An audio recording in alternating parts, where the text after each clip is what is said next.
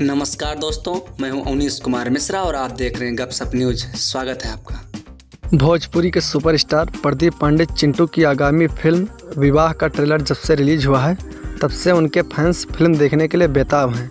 आपको बता दें कि अब चिंटू के फैंस के लिए अच्छी खबर है, क्योंकि विवाह फिल्म का रिलीज डेट सामने आ चुका है। रिलीज डेट बताने से पहले आप लोगों को बता दें कि इस फिल्म में चिंटू के अलावा संचिता बनर्जी, आकांक्षा अवस्थी, अवधेश मिश्रा आदि कलाकार नजर आएंगे। काजल राघवानी और पाखी हेगड़े भी आइटम सॉन्ग्स में नजर आएंगी।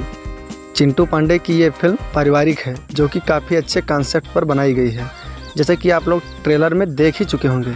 आपको इस फिल्म के बारे में बता दें कि यह दीपावली के मौके पर रिलीज होगी, यानी त्यौहार के मौके पर रिलीज होगी, तो इससे कमाई की उम्मीदें भी काफ़ी हैं। इस फिल्म के बारे में आपकी क्या राय है, हमें कमेंट करके ज़रूर बताइएगा। इस वीडियो में सिर्फ इतना ही। आप देखते रहिए गपशप न्यूज। धन्यवाद।